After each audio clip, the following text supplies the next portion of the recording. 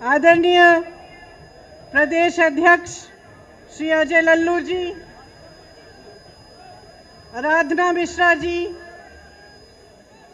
चौधरी हरिंदर मलिक जी, पंकज मलिक जी, श्री दीपेंद्र हुड्डा जी, आचार्य प्रमोद कृष्णन जी, श्री विवेक बंसल जी, श्री इमरान मसूद जी, श्री गजराज सिंह जी, श्रीमती सुप्रिया श्रीनेठ जी, विजेंद्र सिंह जी, संजय कपूर जी, सईद जमा जी, चौधरी रविंदर मलिक जी, चौधरी संजय सिंह जी, बाबा श्याम सिंह जी, नरेश सैनी जी, मसूद अख्तर जी और तमाम कांग्रेस के नेता, यहाँ पर उपस्थित NSUI, IYC, महिला कांग्रेस के कार्यकर्ता, बहनों और प्यारे भाइयों, आप कुछ समय से मेरा इंतज़ार कर रहे हैं। मलिक जी ने कहा कि यहाँ आकर आप पर मैंने एहसान किया है। मैं कहना चाहती हूँ कि यहाँ आना मेरा कर्तव्य है, मेरा धर्म है और मैं किसी पर इस एहसान नहीं कर रही हूँ। बहुत बार कहती हूँ, हर नेता को यह एहसास होना चाहिए कि सबसे बड़ा एहसान उस पर जनता करती है। मुझे यह एहसास अच्छी तरह से है। आप यहाँ उपस्थित हैं, मेरी बातों को सुनने आए हैं, इसलिए आपका बहुत बहुत धन्यवाद। देखिए, देश की जो स्थिति है वो शायद मेरे से अच्छी तरह आप सब जानते हैं। एक ऐसा समय आया है कि 90 दिनों से लाखों किसान इस देश की राजनीति में के बाहर, दिल्ली के बाहर बैठे हुए हैं, संघर्ष कर रहे हैं, आंदोलन कर रहे हैं। 215 किसान शहीद हुए, बिजली काटी गई, पानी रोका गया, उन्हें मारा गया, पीटा गया। वे शांति से बैठे थे। देश की राजधानी की सीमा को इस तरह बनाया गया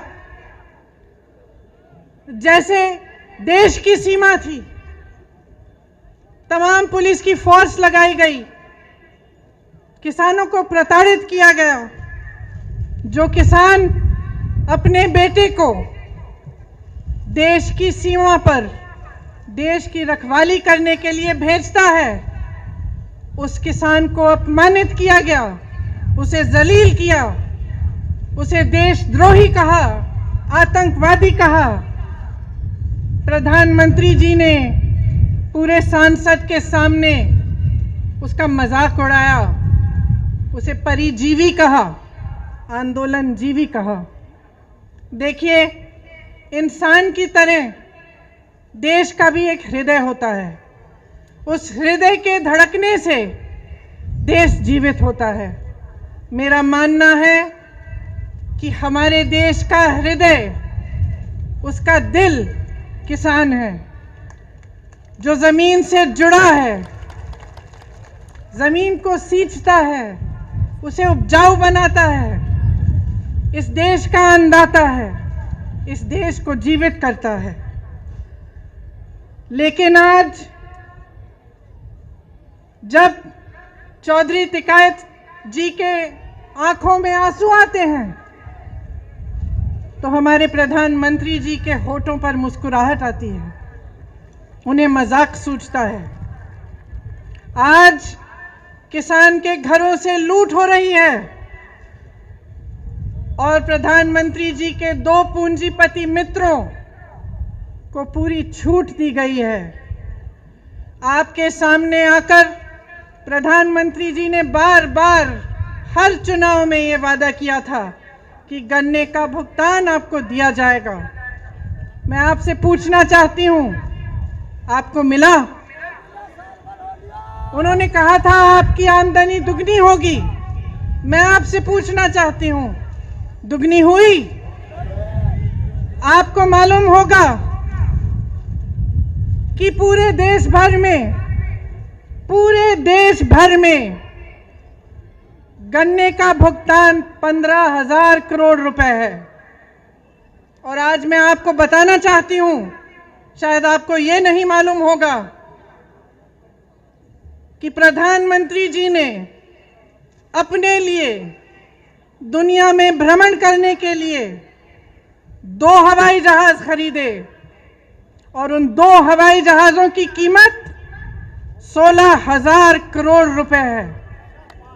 आपके गन्ने के भुगतान से ज्यादा उनके पास अपने 2 हवाई जहाजों को खरीदने के लिए पैसे हैं, लेकिन आपके देश भर के किसान के भुगतान के लिए पैसे नहीं हैं। ये स्थिति है आज देश की।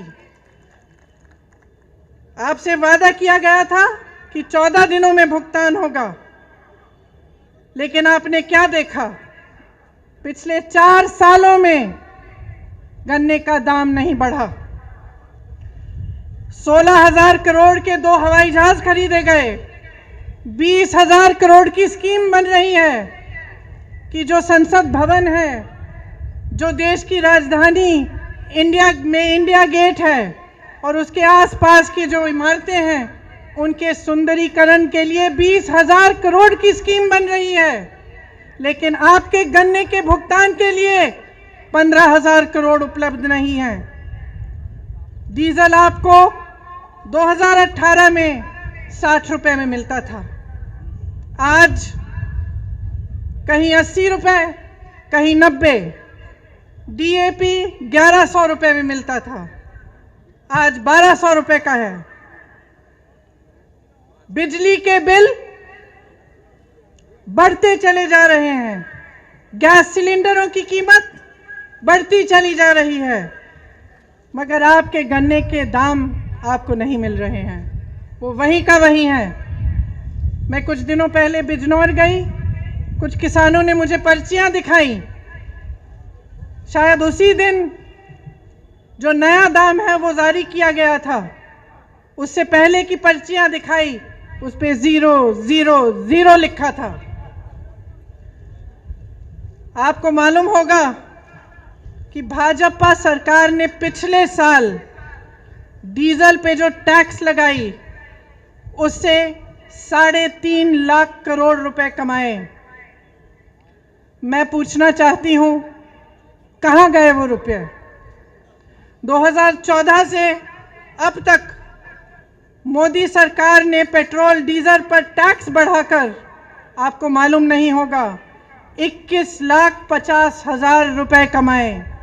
मैं पूछना चाहती हूं, कहां गया वो पैसा जिसका हक है, जो दिन रात इस देश के लिए काम करता है, जो अपने पसीने से, अपने खून से इस देश को सींचता है? उसको क्यों नहीं मिला है ये पैसा? नौजवान को क्यों नहीं मिला? रोजगार क्यों नहीं दिया? और जब वही किसान प्रताड़ित होकर अपनी समस्या लेकर आपके पास आया, तो आपने उसकी बात क्यों नहीं सुनी? दिल्ली का बॉर्डर नरेंद्र मोदी जी के घर से कितना दूर है? 5-6 किलोमीटर दूर होगा। और वही प्रधानमंत्री जो अमेरिका जा सकते थे, पाकिस्तान जा सकते थे, चीन जा सकते थे, जिन्होंने पूरी दुनिया में भ्रमण किया, वो उन लाखों किसानों के पास नहीं जा पाए, उनके आंसू पोंछ नहीं पाए, उनकी बात नहीं सुन पाए। क्यों?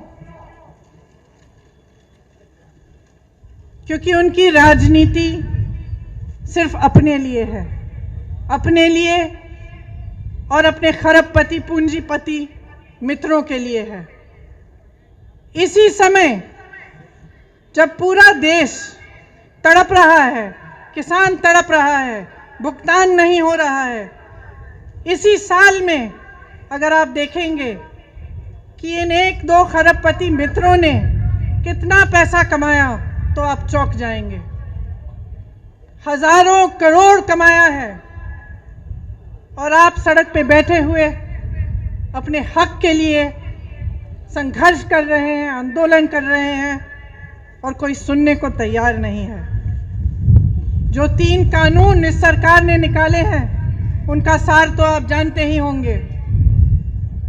पहला कानून कि प्राइवेट मंडियां लगेंगी और सरकारी मंडियों में जो टैक्स लिया जाता है वो प्राइवेट मंडियों में नहीं लिया जाएगा। इसका मतलब क्या है? इसका मतलब ये है कि आस्ते आस्ते सरकारी मंडियां बंद हो जाएंगी।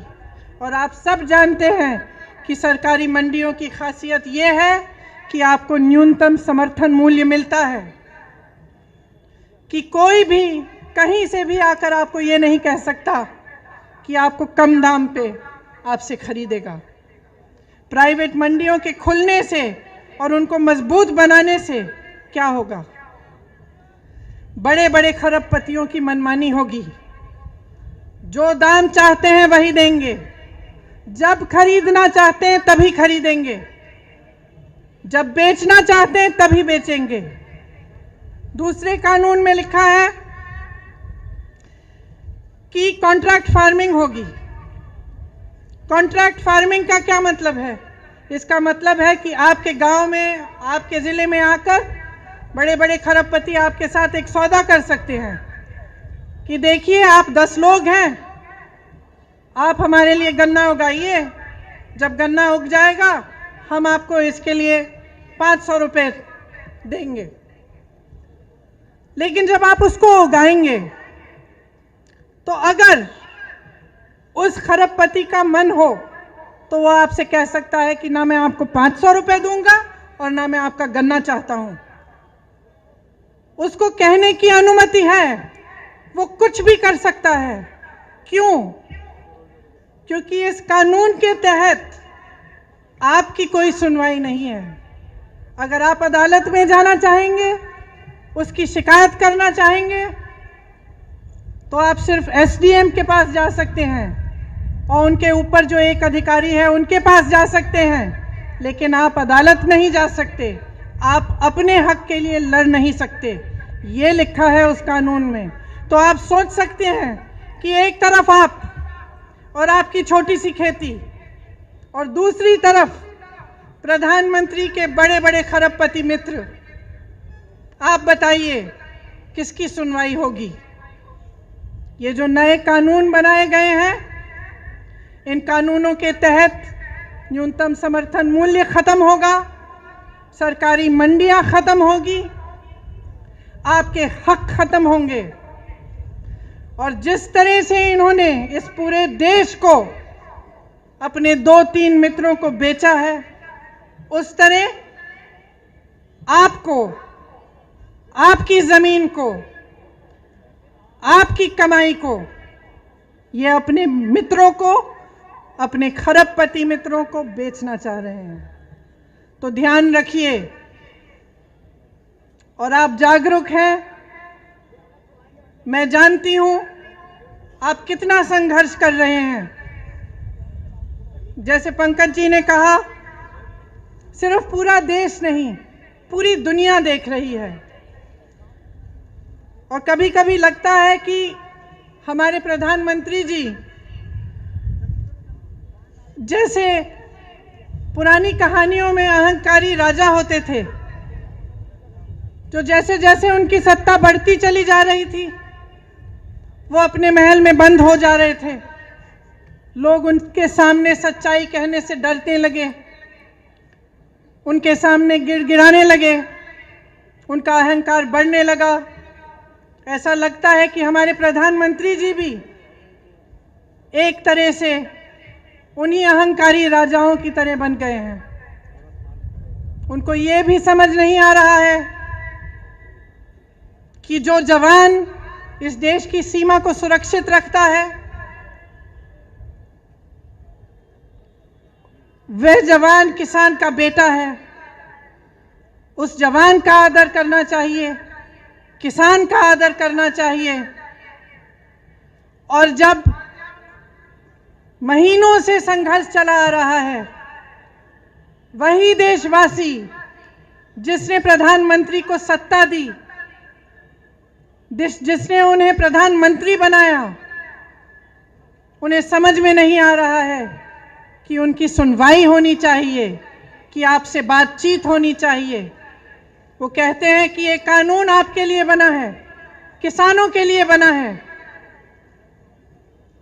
तो क्या वो बता सकते हैं कि किस कानून, किस किसान ने बनाया, किस किसान से बात की? और अगर पूरे देश भर का किसान कह रहा है कि भाई प्रधानमंत्री जी, हमें ये आपका कानून नहीं चाहिए, वापस ले लीजिए इसको, तो वो वापस क्यों नहीं ले रहे हैं? इस कानून को रद्द क्यों नहीं कर रहे हैं?